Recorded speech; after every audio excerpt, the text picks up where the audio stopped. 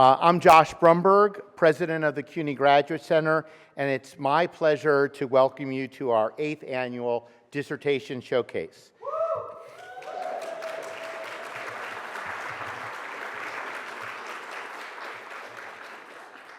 Tonight, we offer a window into the vast research conducted by Graduate Center doctoral students. The dozen who are with us this evening will provide a peek into the exciting discoveries and new knowledge that resulted from their dissertations. At the Graduate Center, we believe firmly in the importance of both generating new knowledge and sharing the knowledge broadly to advance society. Tonight's event is one of the many ways we put that value into action. Doctoral research, as many of us tonight know, is precise and often painstaking to produce. The students here have gone the extra mile to distill their years of work into key lessons and takeaways. I'm confident you will come away not only better informed, but also inspired by this experience. I know I always do. And I can't imagine, by the way, spending 5 years or more on a project and only having 3 minutes, so very impressive. And more than that, I'm heartened to see our public graduate education mission in action, that our scholars are generating research that stands to make a difference in the world. The 12 students we will hear from tonight exemplify the diversity of research across our programs. And these 12 represent just a tiny fraction of the more than 3,100 students currently engaged in academic explorations here at the Graduate Center. This year, many students submitted applications, and we have had the challenging task of choosing just the dozen you will see here tonight. I want to thank the selection committee who read the submissions and chose the participants. The research they will describe spans topics from the history of propaganda to new directions in cancer research to the potential for rideshare apps to promote social good. This evening, we will once again award the Presidential Prize for Public Communication. The award goes to the student presenter who is judged to be the most effective in communicating their work to the public, a key skill in every career. We will also ask you, the audience, to take an active role with the Audience Choice Award. When the time is right, it will ask you to cast your vote for which presenter has done the best job communicating the significance of their work. And we'll explain how to do that at the end of the program. And now I would like to introduce our esteemed panel of judges. So first, Dr. Armando Bengochea is the Senior Program Officer of Higher Learning at the Mellon Foundation, the largest supporter of arts and humanities in the United States. He was previously Dean of the College at Connecticut College, let's go Camels. Before he served as Dean of Freshman Studies, he was the Dean of the College at Brown University. Welcome, Armando, and thank you for coming. We are so glad that you are here with us this evening. Thank you so much. It's a great pleasure to be here. I'm actually really quite excited about this, and thanks for inviting me. Thanks. Sitting next to him is Maite Junco, the Senior Vice Chancellor for Communications and Marketing at CUNY. She has worked in communications and journalism for more than 30 years. Before joining CUNY, she led the communication strategy for New York City Public Advocate Letitia James' campaign for the New York State Attorney General's office. Before that, she was the senior advisor to the chancellor at the New York City Department of Education. Maite, welcome back. We're thrilled to have you as one of our returning judges.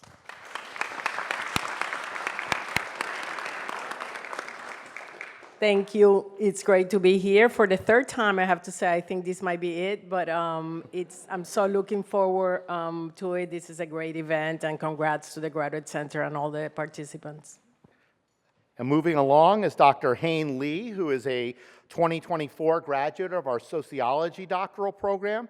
She won the Presidential Prize for Communications at last year's showcase. She's currently the Chief Operating Officer of the Dream.us and spoke at the Graduate Center earlier this year about the future of U.S. immigration policy. Welcome back, Hain. Thank you for joining us this year as a judge.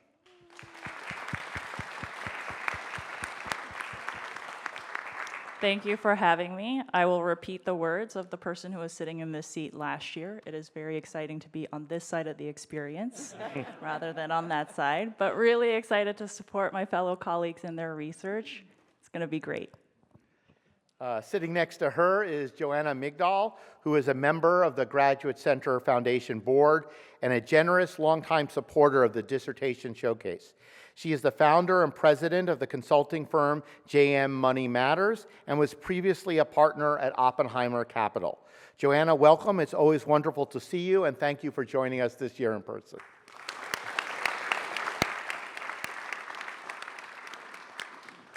It's wonderful to be here in person. There's something very different about listening in person to in Zoom. And I can't wait to hear everybody's research and its applicability. And thank you for being willing to do it for us. Thank you. And finally, Dr. David Spergel, who is the president of the Simons Foundation, one of the largest charitable organizations in the United States, and a generous supporter of research in science and mathematics, including here at the Graduate Center. A theoretical astrophysicist by training, he is the Emeritus Charles A. Young Professor of Astronomy on the class of 1897 foundation at Princeton University.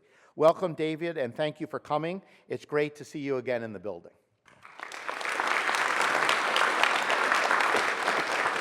It's a pleasure to be here. I'm excited to hear really all the talks. It's just looking at what's ahead of us to see the intellectual range of the CUNY Graduate Program and the exciting things it offers. And I'll actually conclude by trying to summarize 35 years of my career with one sentence. If you've heard the universe is 13.8 billion years old, I led that analysis. That would be a long dissertation. And now we're ready for the highlight, which is, of course, the student presentations. Let me take a moment to explain how this will work. Each student will speak for 3 minutes. We ensure that because we didn't tell them there's a trap door right here. Immediately followed by the next student. Following the last presenter, you'll cast your vote for the winner of the Audience Choice Award based on the student presentation that made the strongest impression on you. You'll note in your brochure, your playbill, so to speak, a QR code. Will also project it up on the screen behind me. After the voting, I will ask the students to join me on stage for a live questions and answer session where you'll be able to ask questions about their research. Just come up to one of the microphones set up at the front of both aisles. All right, now the main event. Our first presenter is Katherine Anderson. Let's begin.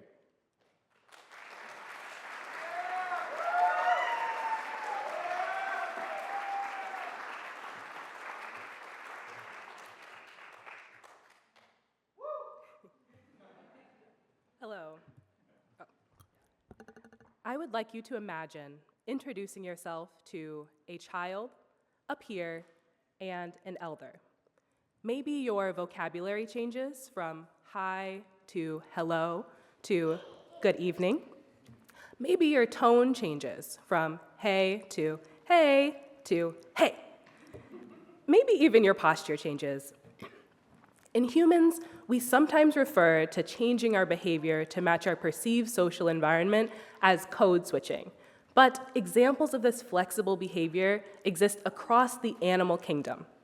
In my thesis, I focused on the neuroscience of how one animal, the zebra finch, recognizes its social environment and makes split-second decisions on what type of song to sing. Now, the zebra finch and us humans each have specialized collections of brain regions for vocalizing and for socializing.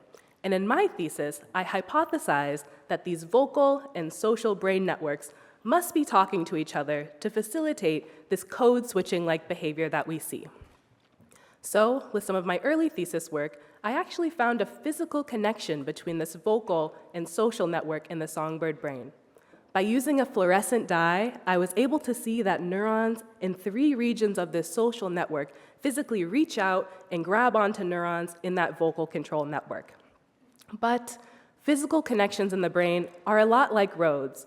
There are roads all over the world, but if you only need to pick up a few groceries, you really only have to use those few roads that take you from your house to the supermarket. So, in the next portion of my thesis, I tried to narrow down things and figure out which of these roads in the songbird brain they're actually using for this code-switching behavior. Now, since this behavior is very driven by social experiences, I thought that maybe a social hormone like oxytocin might play a major role. So, to test this, I gave zebra finches a drug that blocks oxytocin signaling in the brain. While under the influence of this drug, zebra finches failed to make the characteristic changes to their song that we would expect when they sing in one context versus another. And this gave us some preliminary data to say that it could really be these oxytocin-powered roads between the vocal and social networks in the songbird brain that are allowing them to make these code-switching-like behaviors and change their song. Now, I know you may be sitting there and thinking, this is a lot about birds, but we're humans. What's going on?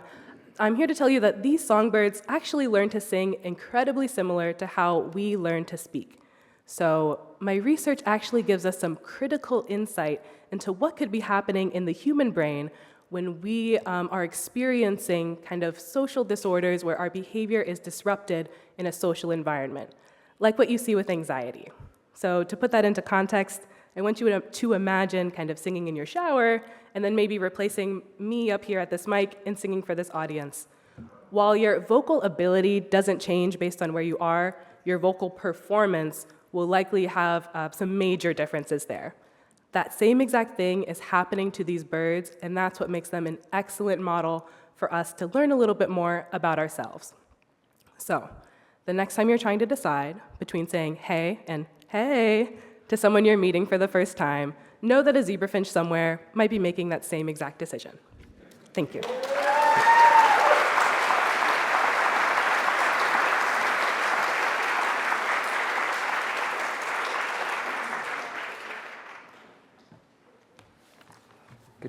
Good evening, everyone.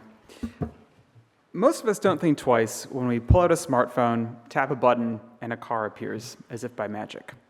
That's the experience of ordering an Uber, something millions of people do every week across the United States. It's easy to forget how new all of this is. In scarcely more than a decade, mobile apps like Uber have become a taken-for-granted part of everyday life, whether it's figuring out directions, communicating with friends and loved ones, reading the news, finding a job, or finding a date. Mobile apps have become a nearly unavoidable mediator of everyday life. How did all of this happen? And why? Where's all this going? Should we be worried? My dissertation in cultural anthropology looks at the rise of Uber in New York City as a specific case study to understand the transformation of our world by digital technologies. While Uber would have us focus on the experience of the consumer, I went behind the screen to examine the world of work and the lives of drivers who make the seeming magic of rideshare apps possible. I was what my fellow anthropologists call a participant observer in this world for 6 years, starting out as education director of a nonprofit serving drivers, and through short stints as a rideshare driver myself. Through those experiences, as many of us know, I learned that drivers are suffering. In New York City, Uber generates billions in gross profit every year, while a 91% immigrant workforce of over 80,000 drivers barely survives. Sometimes drivers don't survive. One of my tasks at the labor NGO I worked for was to set up a suicide prevention program because 9 drivers took their own lives. My dissertation research asks the question, what is the alternative? Does technology have to lead to deadly inequalities of wealth and power? Or can technology and the businesses that deploy it be organized on a different logic for the social good? That question can only be answered in practice, which is why from 2019 to 2023, I worked with drivers to launch a new rideshare platform owned by drivers as a co-op with the mission of helping drivers build wealth. This is what social scientists call participatory action research, which means working with people who are impacted by a problem to develop a solution. This experiment generated some interesting results. The co-op recruited over 12,000 drivers, 160,000 riders, and generated over $12 million in revenue in its first 3 years of operation. It became evident that driver ownership changed all the incentives, giving our small team a mandate not to enrich outside investors, but instead to innovate to meet the needs of drivers for a stable livelihood. One of our innovations was the creation of a $30 an hour living wage guarantee, the first of its kind in the gig economy. We were also able to win introduction of legislation for a just green transition of the industry to wheelchair-accessible and electric vehicles. The co-op has gone through its ups and downs, but it holds lessons that go beyond this one case study. It is possible for technology to be deployed for the social good and for businesses to benefit not just a handful of billionaires, but to lift up entire communities. Our society is in a moment of transformation. Many of us fear for the worse. My hope is that my research can provide at least a sliver of hope. There is resistance, and there are signs that we can materialize a much different and much better world.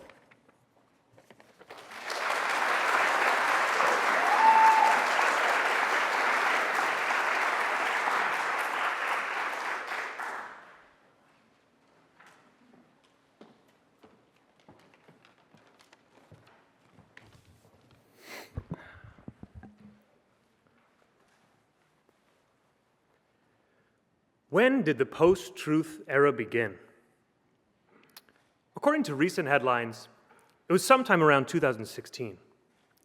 But my research points to a much earlier time, thanks to my study of pioneering propaganda theorist Sergei Shakotin, a Russian biologist and one-time assistant to Ivan Pavlov. My dissertation is the first ever biography of this little-known figure, pictured here attending an anti-fascist rally in 1932, confronting Nazi propaganda.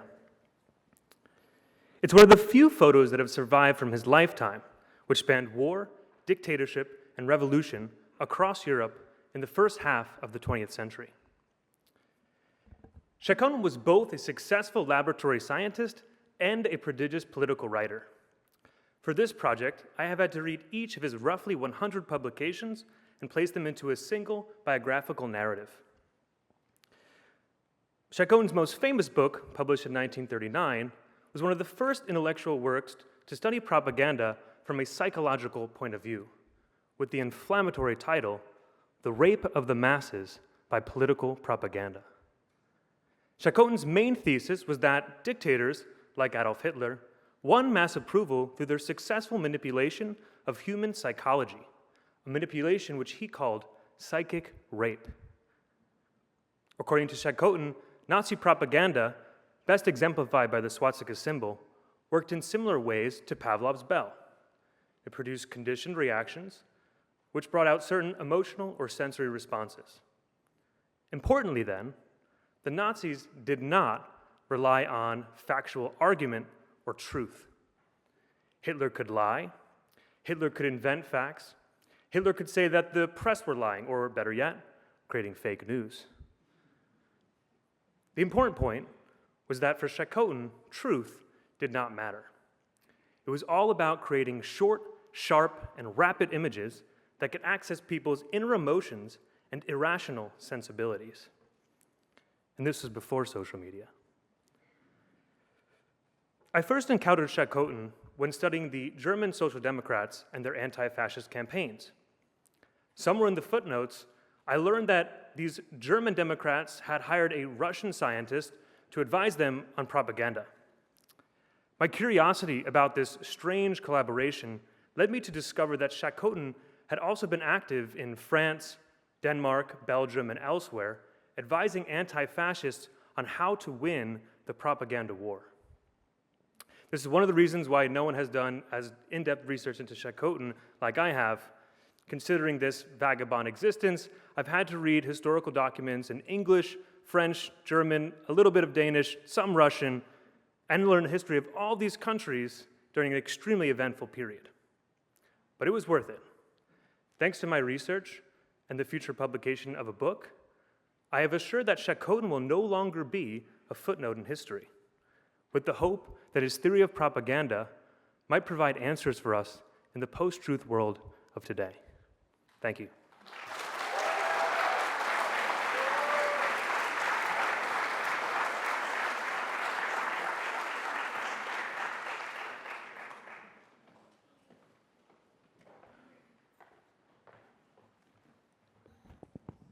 Good evening. A 5-year-old boy, Quincy, sits in class, hand raised, eyes wide, eager to answer. But his teacher doesn't call on him, not out of malice, but because of something quieter. Destructive stereotypes about Black intellect have echoed for centuries, from blackface caricatures in early media to today's attacks on DEI. These aren't just harmful ideas. They shape policy and lives. Several years ago, in a course on the achievement gap, I encountered research that I still think about today. A group of equally prepared Black and white students took a test, but when told the test measures intelligence, Black students underperform, not from lack of ability, but from the pressure and weight of a stereotype. When the test is described differently, the performance gap disappeared. This is called stereotype threat. It's subtle, powerful, and deeply damaging. And it doesn't stop at testing. Stereotypes shape teacher expectations. And when teachers expect less, students often achieve less. My research builds on this work by asking, what happens when children like Quincy walks into the classroom already carrying the weight of stereotypes?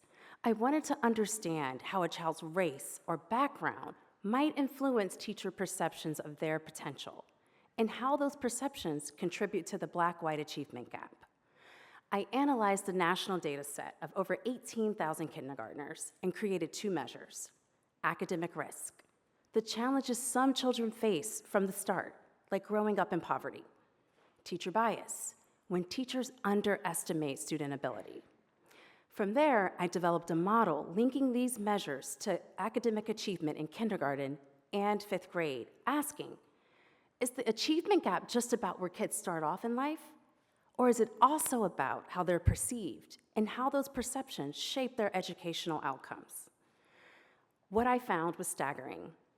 Race was the strongest predictor of teacher bias, above and beyond other academic risk factors. And when students face bias, their achievement declines steeply over time. Let's go back to Quincy. He started kindergarten, achieving well beyond his peers. But from very early, his teacher saw less potential. She gave him easier work, called on him less, expected less. Year over year, this pattern continued. By 5th grade, Quincy had fallen behind his high-achieving peers. That's the cost of bias. It can derail future success. So what drives the academic achievement gap? It's not race itself. Race is a proxy for a population most affected by structural inequality. My research highlights family wealth and structure as key academic risk factors. But let's be honest, these patterns they don't exist by chance. They're a legacy of discriminatory policies in education, housing, and the criminal justice system. My work will inform teacher training programs that advocate and help educators check their assumptions when dealing with children from racially and economically diverse backgrounds. Because kids like Quincy don't need us to lower the bar. They need to be seen, believed, and challenged to reach their full potential. Thank you.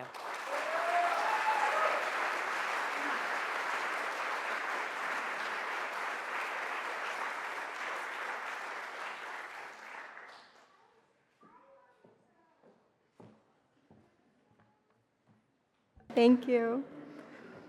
All right. Good evening. Ooh. Natural hazards can happen anywhere. How can we communicate about them without inciting fear or confusion? I first started asking this question 6 years ago after experiencing several wildfires in Colorado.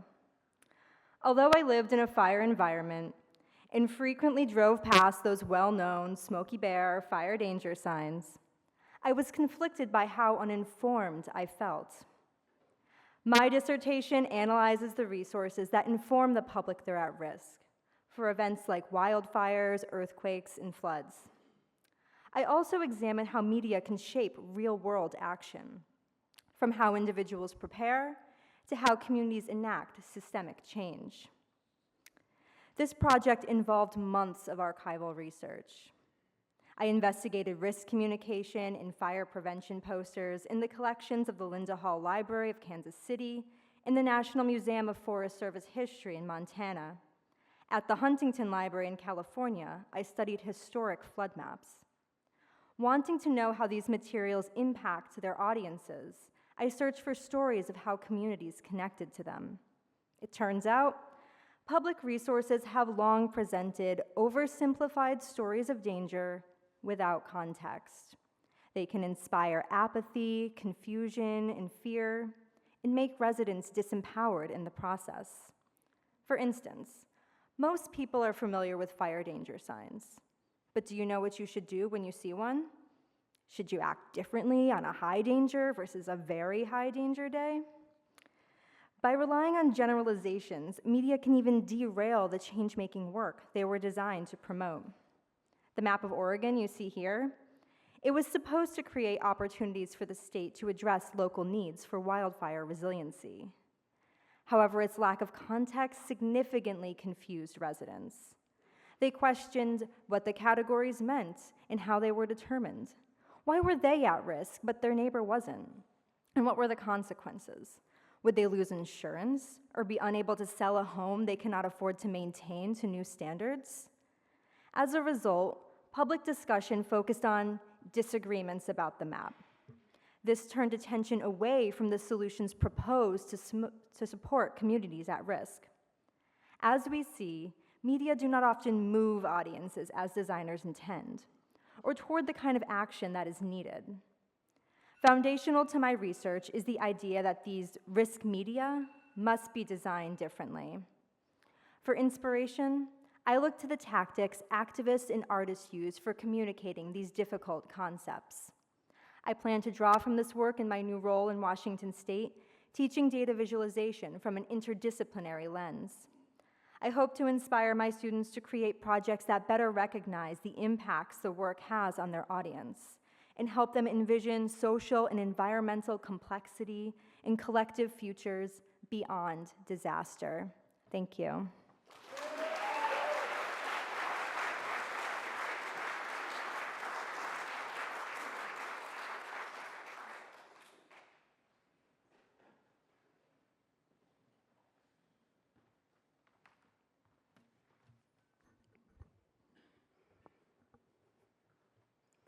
I never would have imagined that I would be hiking through the forest catching lizards for my PhD. Growing up in New York, I had never even been hiking, let alone caught a lizard. But there was something very specific and microscopic reason why I chose to do this. These wild lizards have something very interesting in their blood, malaria parasites. Malaria is often discussed in the context of humans as it is one of the most historically one of the most severe parasitic diseases. It is still responsible for over 500,000 deaths worldwide every year, most of which are children under the age of 5. What you may not have heard, though, is that malaria parasites can infect a range of different animals, including primates, hooved animals like deer, birds, and yes, even lizards. While there are 5 different types of malaria parasites that can infect humans, there are actually over 100 different malaria parasites that can infect lizards. Despite this vast number of parasites, we know relatively little about lizard-infected malaria. For my dissertation, I chose to research 3 parasites that infect wild lizards. These parasites infect the blood cells of these wild lizards, so I had to travel to the field to collect lizard blood samples. More specifically, I went to a small volcanic island in the Caribbean known as Saba. As you may imagine, catching lizards is actually quite difficult, but that was only the beginning of the process. After spending days locating and catching lizards in a real-life I Spy game, we had to collect small drops of blood from their pinky toes to analyze for infection status. We took very small amounts of blood so that we could return the lizards back to where they came from so as to be as least invasive as possible. I then analyzed these blood samples here in New York using various methods, including microscopy. The parasites indicated by the arrows on the slide live inside the blood cells of the lizard, so I had to look at hundreds of blood cells per lizard to determine if the lizard was infected or not. We can only learn so much from microscopy, however, so I spent a lot of my PhD generating genetic data for these parasites. This is the first time this type of data has ever been collected for these parasites, so I decided to focus my research on two key aspects of the parasite's life. One, how do the parasites enter and leave the host blood cell? And two, once they're inside the host blood cell, how do they digest or eat the host proteins that are present for nutrient acquisition? Despite infecting a very different type of host, I found that these lizard malaria parasites both have and use some of the same genes as their human infective relative. This is important because genes that are conserved across both human and animal malarial parasites are likely essential for the survival of the parasite. Discovering essential genes is key for future antimalarial drug treatment and discovery. If you can block the essential gene, you can kill the parasite and treat the patient. The data I generated, therefore, can be used for many comparative analyses by other scientists in the future. Who knew you could learn so much from just a few drops of lizard blood? Thank you.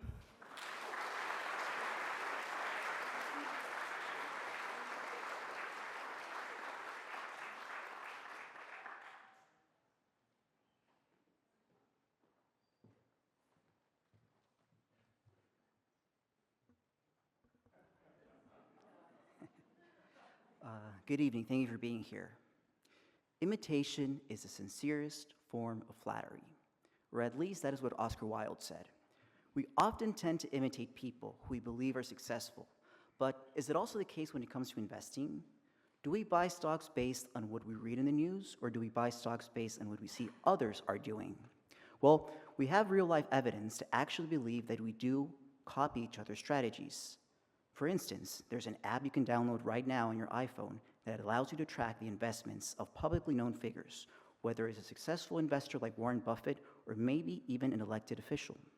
A possible explanation for this is that we could think that others are good at making money in the stock market because they have access to a skill set or information that we don't have. My research asks whether institutional investors imitate each other.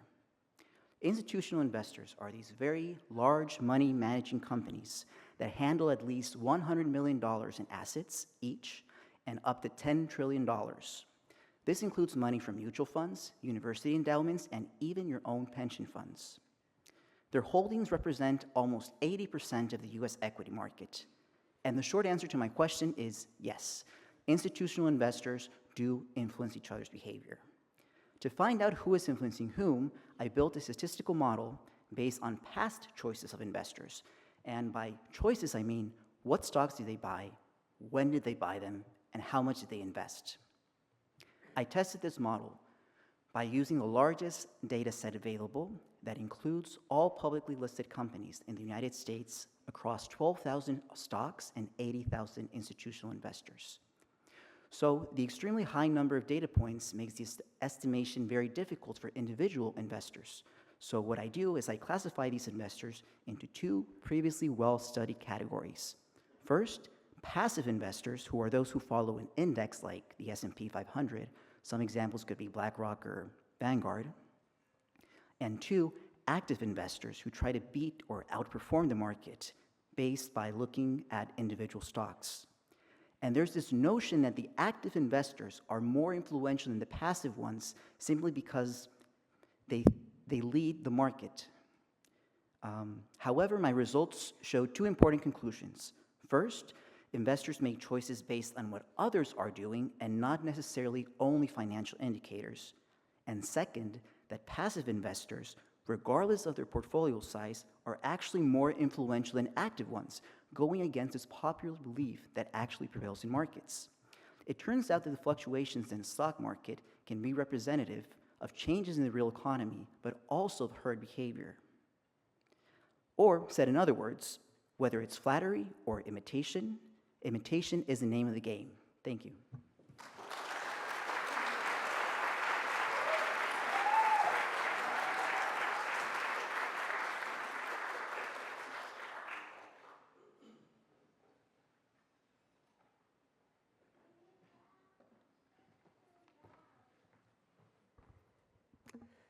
Good evening.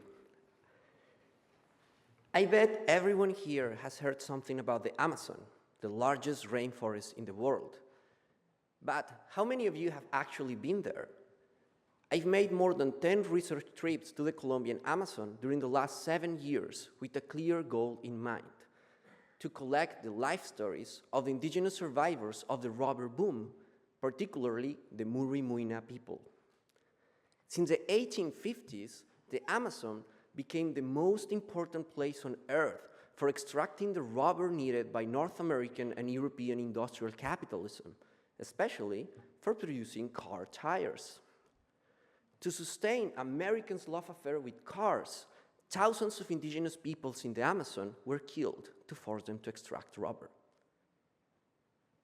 My dissertation explores the lives of the indigenous peoples who survived and their strategies to reconstruct their native societies after the rubber boom. I found that their most important goal was to continue living in the lands where their ancestors had lived for thousands of years. As Muri Muina elder Judith Torrijos, who you can see smiling here on the left, told me in our conversations, an indigenous person is not indigenous without their land. For that reason, we have put our lives at risk fighting for its legal protection. Today, indigenous lands in the Colombian Amazon are indeed protected, and native societies thrive again in them. To explore the indigenous history and identity of the survivors of the rubber boom, I spent several months among Muri Muina communities. I interviewed over 60 indigenous elders, like the ones you can see in these beautiful pictures, and visited archival collections in Colombia and Europe. I was lucky to live with the Muri Muina people as they prepared for traditional dances, cultivated the land, organized community meetings, and met with representatives of the Colombian government. Traveling for months along majestic Amazonian rivers to visit these indigenous communities showed me very soon that collecting these priceless indigenous life stories is an urgent task. Most indigenous elders who guard generations of Muri Muina oral traditions are very old. Liborio Muñoz, who you can see here on the right, passed away just a few months after I interviewed him. 3 other Muri Muina elders died right after him. In a world where colonial violence and the dispossession of native societies from their ancestral lands are still ongoing, indigenous peoples have so much to teach us. My work is a crucial contribution to make sure that these indigenous voices from the Amazon rainforest can still be heard for decades to come. Thank you very much.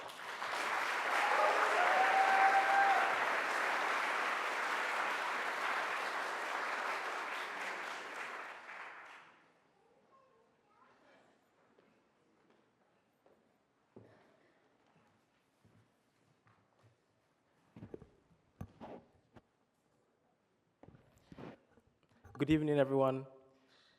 You find yourself texting a friend, "Congrats on your promotion," but your phone autocorrects it to "condiments on your promotion."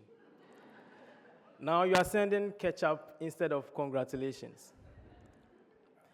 Imagine if those message errors were actually happening inside your body. The result, abnormal cell growth, cancer. Our bodies are made up of trillions of cells, like tiny factory workers, and these workers rely on instruction sheets called mRNA messages. But not every message in the body gets read. In fact, cells have strict rules as to which instructions are used and when. For my dissertation research, I zoomed in on the moment where these decisions are made at the molecular level, a step called translation initiation. Think of it as the factory's front desk deciding which instructions get handed out. Cancer has figured out a way to sneak past that front desk and deliver rogue messages. I studied two key accomplices, specialized proteins that are involved in this process. I made real human mRNAs linked to ovarian, pancreatic, and breast cancer, just to name a few, and recreated their interactions with these proteins in the lab. To measure these interactions, I used a sensitive technique called fluorescence anisotropy. So picture attaching a tiny flashlight to this thread-like mRNA structure and watching how it spins when proteins bind to it. The more binding that happens, the more the light's movement changes. It's like watching a dance between molecules. With numerous trials, I fed the data into special computer programs that allowed me to quantitatively measure how strongly and specifically these proteins were being recruited. What I discovered for the very first time is that these proteins aren't just floating about randomly. They are recruited at specific regions on cancer-linked mRNAs, helping to turn them on. Then, I took this work further into biological systems, mimicking how our bodies produce proteins, and found something striking. These accomplices don't just bind, they boost production. This groundbreaking work reveals a critical vulnerability in cancer's message delivery system. By showing how these proteins are specifically recruited to the mRNA during the progression of cancer, my research identifies a target for future therapies, a chance to stop the wrong messages before they are ever read. In a world where millions face cancer each year, this breakthrough offers a powerful step towards rewriting the story. First with hope, second with healing, and last of all, with precision. Thank you.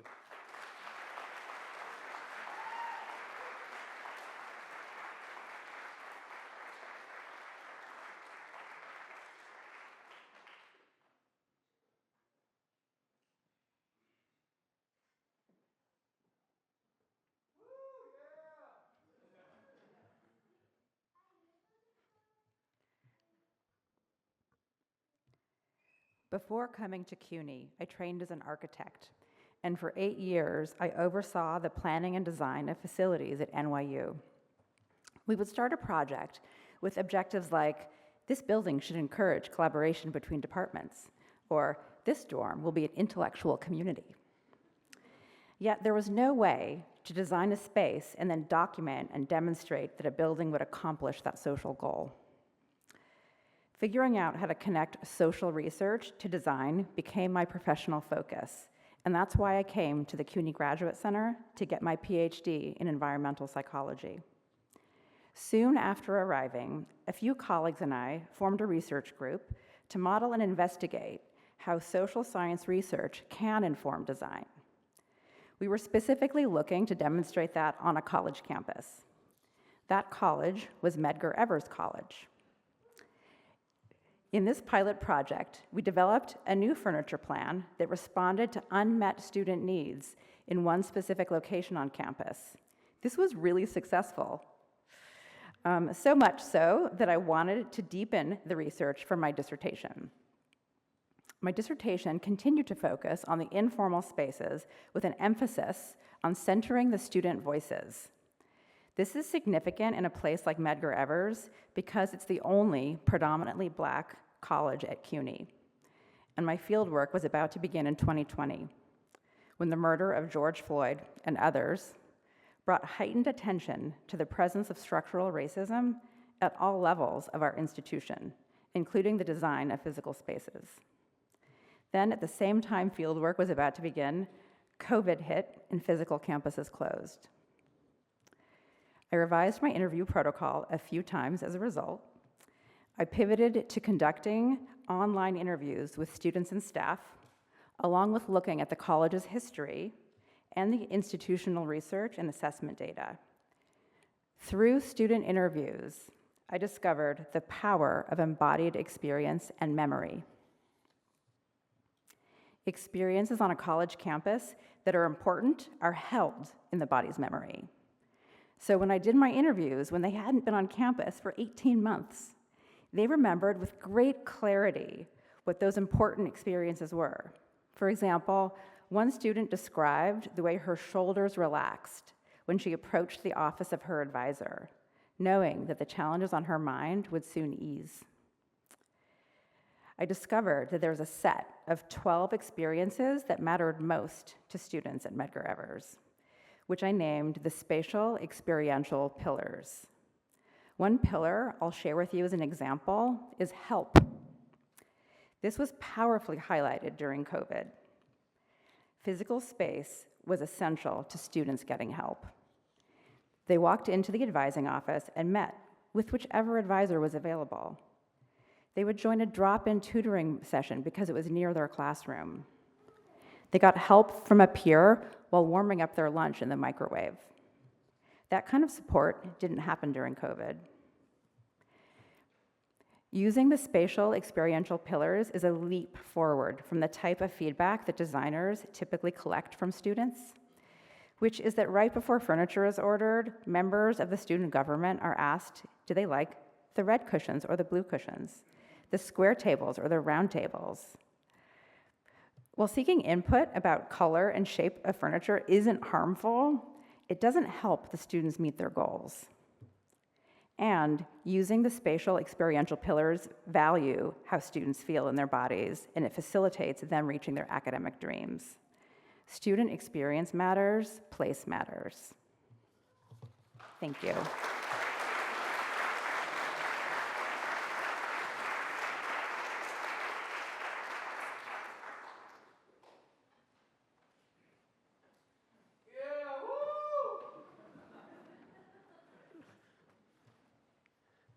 Alito, Sahachafo Yat Alex Steers McCrum.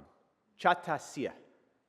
Hello, I'm Alex Steers McCrum, and I'm a citizen of the Choctaw Nation of Oklahoma, by blood, by law, and by the tribal ID you see on the screen there. See, I'm literally a card-carrying Indian.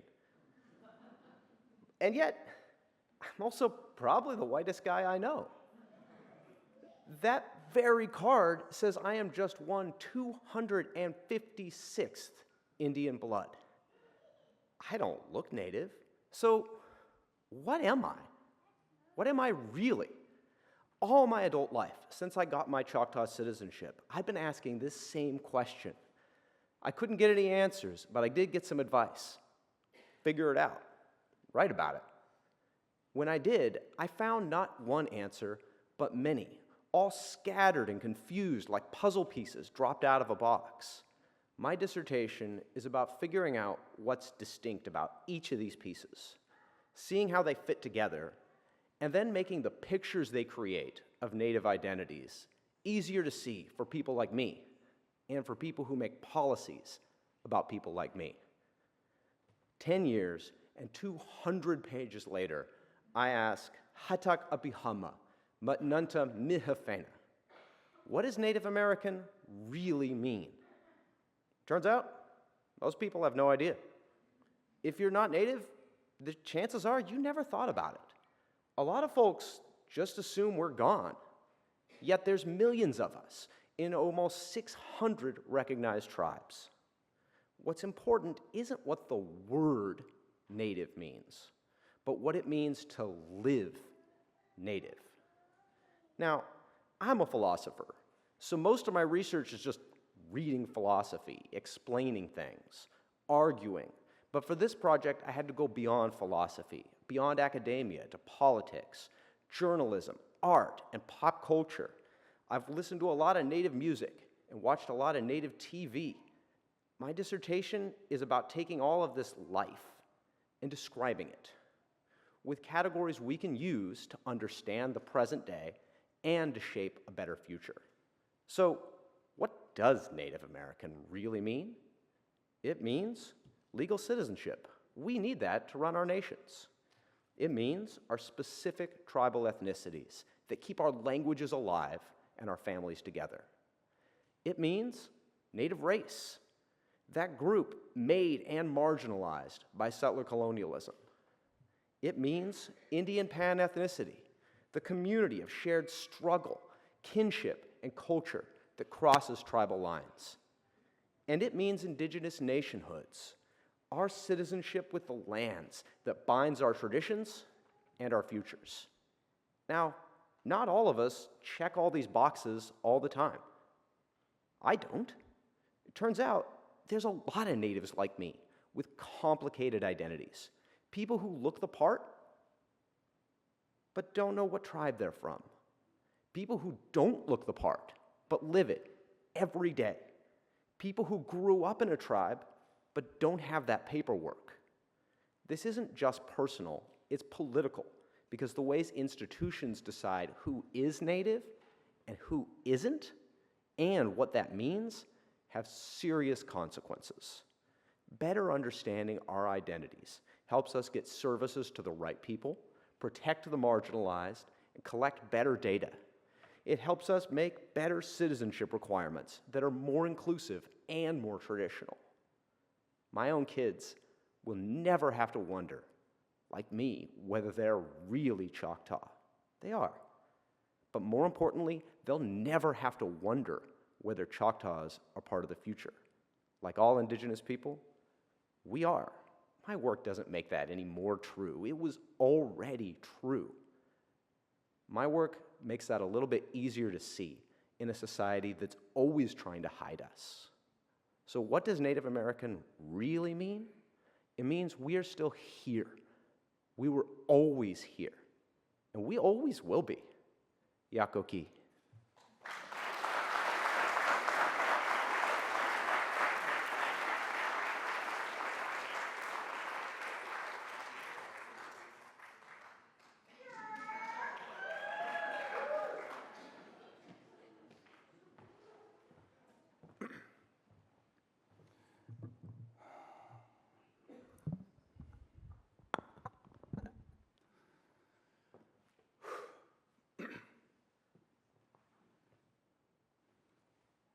Picture this. There is a building. This building has bars all over the window and the doors. This building has one entrance and one exit filled with metal detectors and armed agents screaming, "Take your shoes off! Laptops out the bag, no belts, no buckles, no bottles. Single filed line." This building, you get about 45 minutes of outside time, and the food tastes terrible. Even though politicians will try to tell you that it's nutritious. So let me ask you, what did I just describe? JFK Airport? Scholars and activists would suggest that I'm describing a school. So at this school that I just described, would you attend? Would you show up? Would you graduate? And if you did, would you feel like you belonged? Using the biggest student survey, a part of the New York City Department of Education, I answered the question, what are the connections between community engagement and students feeling like they belong? I answered questions like, what are the connections between conflict resolution and feeling a sense of belonging at your specific school? This survey asked students to rate their sense of belonging on a scale from strongly agree to I'm never coming back here. Over 15,942 respondents, including all 52 transfer schools, which is good for me because that's where my research is situated.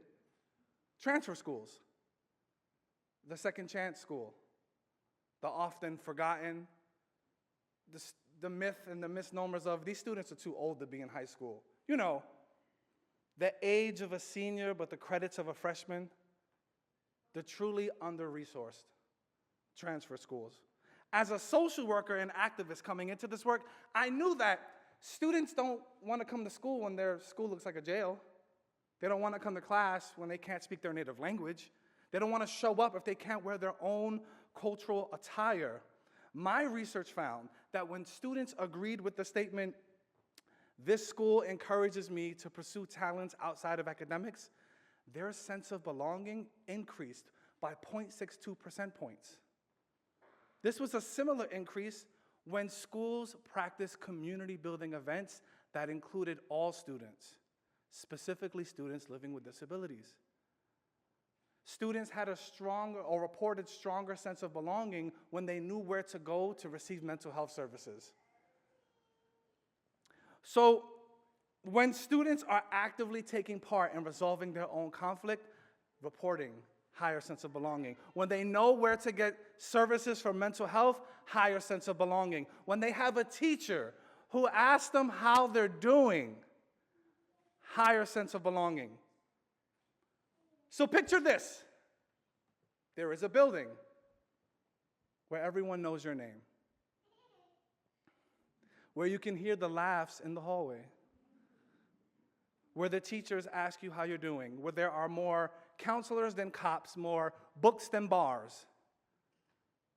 So I ask you, what am I describing? If you said a school, then you're right. But it might not always be this way. Right now, our public education system is under threat. My research has become one of the leading areas in restorative justice practices in New York City. This summer, the Panel for Education Policy is voting. It's more than a dissertation. This is the work. Let your voice be heard. Thank you. They were great. They were great.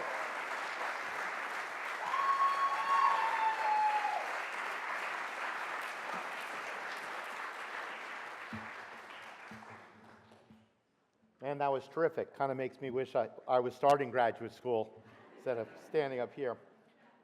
Let's give all the students another round of applause.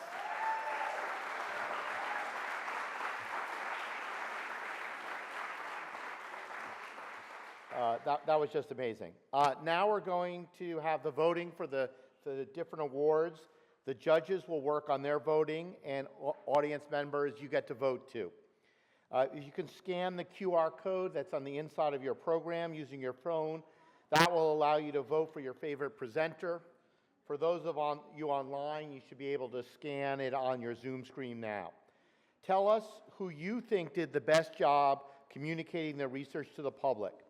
If you're joining us online, look for the chat. Also, look in the chat for a link that will send you to the voting platform.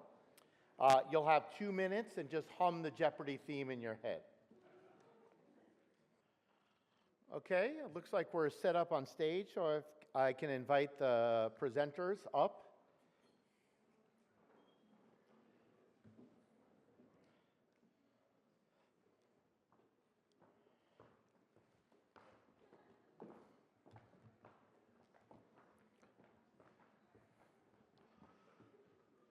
So this is when we, of course, encourage audience participation in addition to clapping.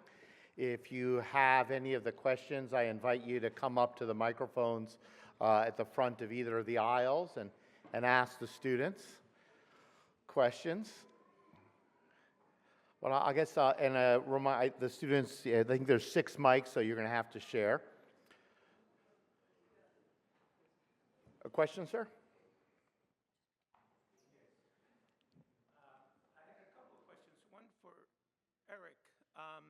I am very intrigued by the Cote ride. Does it still exist? Was it competitive with the cost of Uber? And if it doesn't exist, why? And for Benjamin, you know, when you were talking, it brought to mind and you're talking about the post-truth, it brought to mind the famous "they're eating the cats and dogs" in Springfield, and I was wondering if you had if Chacotin had any portion of his work on scapegoating. Test. Go ahead. Yeah. Okay. Is this on? You can hear me? Yeah. Thanks for the question. Yes, so the co-op still exists. It made a pivot to only providing paratransit service, so it provides trips in the Access-a-Ride program for the MTA. It's being run by the drivers. It's not currently providing consumer service. It may eventually again, we'll see.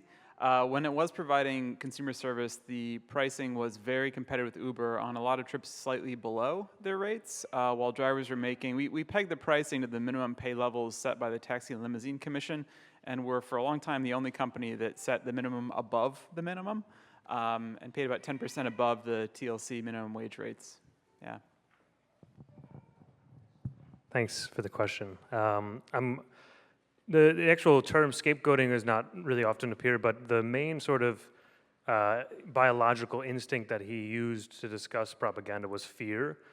Mostly it focused on like the instinct of struggle and fight or flight and things like this.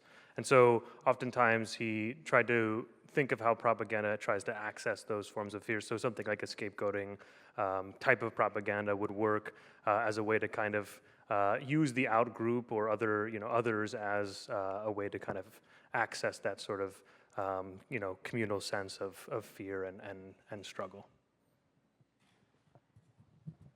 So I'm going to take the honor and ask the question. So how hard was it to condense your dissertation to 3 minutes? A lot of nodding, but do you want to vocalize that?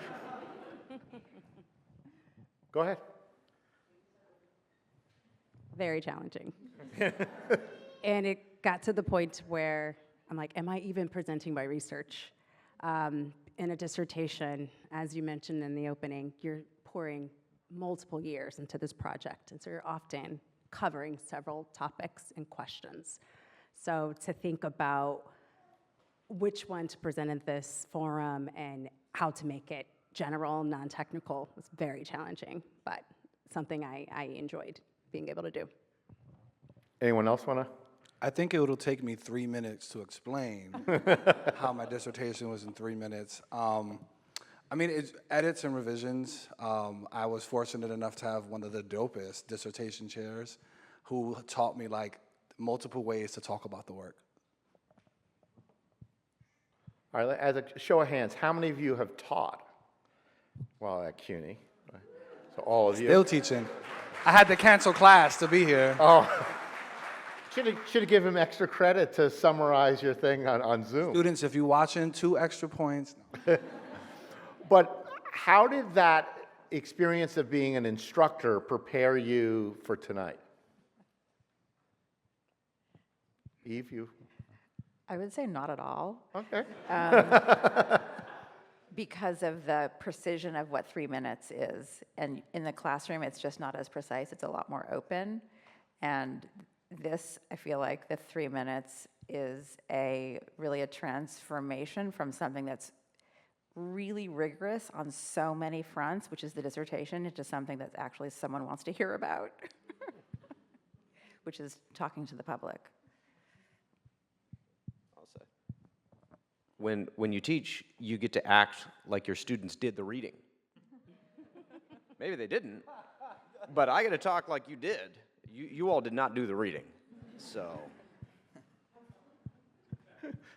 Anyone else?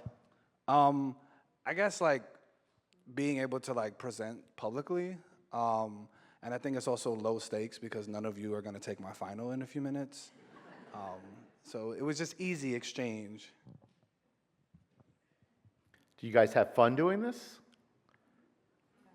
All right, well, that's at least a good thing. Have you then tried this presentation on your parents? Hi, Mom. Please. No, if you could use the microphone because they can't hear you on Zoom without. Hello. I guess a little specifically for biochemistry, but in general, are there opportunities for CUNY students to volunteer and assist with the group's research at the different universities, or summer or fall, just volunteer opportunities to get more involved? I mean, Jacob, did you ever mentor undergraduates or high school students? Or Sarah? Yeah, I think I was affiliated to Hunter College, so we normally get undergrads who come into our labs and then kind of help us, with our projects. Like we just kind of give them some small tasks to do, and then with that, they're able to get some experience. So yeah, I think there are avenues where, people can volunteer to kind of get the experience. Was that your experience too, Sarah? Thanks. Yeah, so I taught at City College, so I had the opportunity to meet a lot of different undergrads, and luckily some of them really enjoyed how I taught, and they also liked the idea of learning about malaria parasites. So I also, mentored a few undergrads in the lab as well, either just for them volunteering or they got research credits for that. And I also researched at the American Museum of Natural History, so through there, along with the postdoc that was in my lab, we mentored a high school student from New York. So that was really fun to get to teach multiple different ages. Anyone in the non-sciences mentor students? I guess the way to approach that would be... Oh, so as a scientist and faculty member, the best way to do it is for the students to email the professors and say, hey, they're interested, or I don't know what happened in the case of Jacob, Sarah, or Katherine. You probably were teaching a course and a student came up to you and say, hey, that's interesting, what do I do? So I think either of those mechanisms. Please. Hi, thank you so much. So shout out to CUNY. I'm also from CUNY, so I'm from team to whom much is given, much is required. So now that y'all have achieved this magnificent milestone, congratulations. What are some of the ideas that you have on how you'll pay it forward, especially considering that knowledge is a public good? Thanks.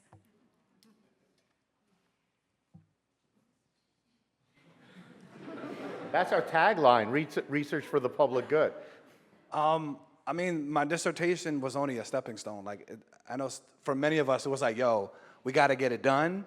And it continues after that. So I really meant it. New York City public schools, they're voting this summer. There are proposals. Sometimes local governments like to follow the trend of national governments. And so if things are dismantled on the national level, states and cities want to follow. So my work is really pressing forward the advocacy and then utilizing the data, but also the community members who have been doing this since before I got here, and how we can join together to create a sustainable change. I think Katherine has a thought at the end. I can connect this back to the previous question and say that one of my biggest joys throughout my PhD has been mentoring undergrads, and so I feel like I'm paying it forward by making sure that those students have a positive experience with science, they have a positive experience with learning new things and asking new questions, and then hoping that they go on and share that with others so that it's kind of creates this ripple effect of people who actually like their jobs. Maybe building on that, I think knowledge is power, and I think why I love CUNY, and I think probably why a lot of folks in this room love CUNY is because it's about putting that power in the hands of everybody, of our democracy. It's hard to find places to do that. I mean, I think many of us do it through teaching. I'm fortunate to be able to work in the labor movement where I get to think about and come up with ideas on how to build power for working people every day. But I think whether you're paid to do it or whether you're doing your free time, finding ways to align yourself with across this. I'm so impressed by everyone I'm sitting next to, finding ways to align knowledge with the needs for people to build power and transform our world, whether it's through science or through social activism. Please. Hello. My question is for Miguel, and I was wondering if you could talk to me more about what is transfer schools? Thank you. So New York City, biggest public education system in the country. In New York City, they call them transfer schools. In other states, they call them alternative schools. These are typically schools where they're not grade-based, but they're credit-based. So you still get a high school diploma, but if a student is 19 years old and has an asylum status, they're coming back to high school. And so these are typically for students who are justice involved, they've took a year off because they started a family, or they moved, and all of the other things on and in between. So in New York City, we call them transfer schools because we have the biggest transfer school system. So the work here is important because other school districts tend to follow suit. So if New York City does this thing, then Boston and others, they want to do it too, whether it's for the good or for the bad. All right. Well, thank you. It's time to wrap up, and it's time to announce the awards. Before we do, I want to give some very important acknowledgments and thank yous for people who make this showcase possible. I'd like to start out with special thanks to longstanding Foundation Board member Joanna MacDonald for her generous financial support. Thank you, Joanna. For putting this wonderful showcase together, from choosing the presenters to helping them hone their presentations. I'd like to thank the Office of Public Programs headed by Karen Sander.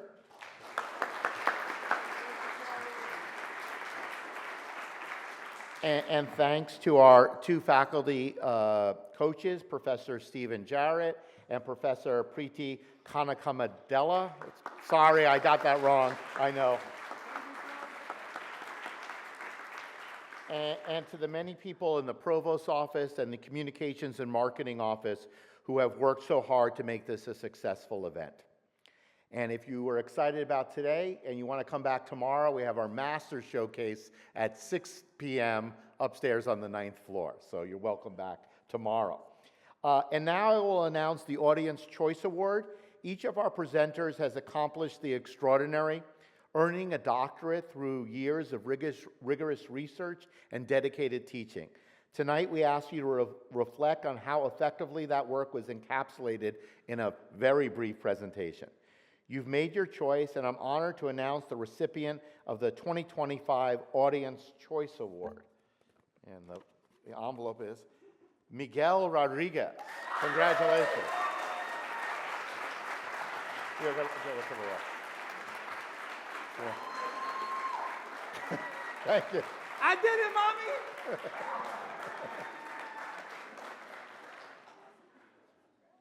All right, well done, Miguel. The judges have made their decision, and I'm honored to announce the winner of the 2025 Presidential Prize for Public Communications, Jacob Quartey.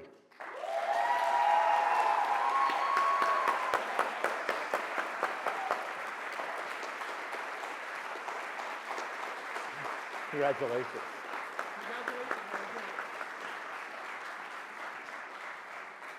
So congratulations to all our outstanding presenters and to the friends, family members, and fellow doctoral students, mentors, and faculty who joined us online, as well as here in the auditorium. You've all played a role in reaching this milestone moment. And I have one final piece of good news for our student presenters.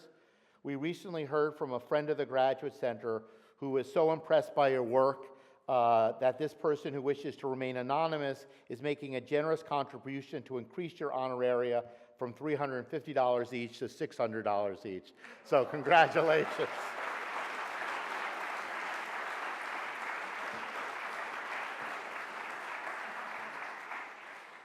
Thanks again for sharing your research and your insights. We've learned a tremendous amount from you tonight, and I hope that you continue to share your research findings, your insights, and your passion with the public and make a meaningful impact on our world. And thank you to the audience for joining us. We invite everyone who is here in person to continue the celebration in the lobby in the James Gallery, where you can connect with our students and learn more about their fascinating work. Thank you and good evening.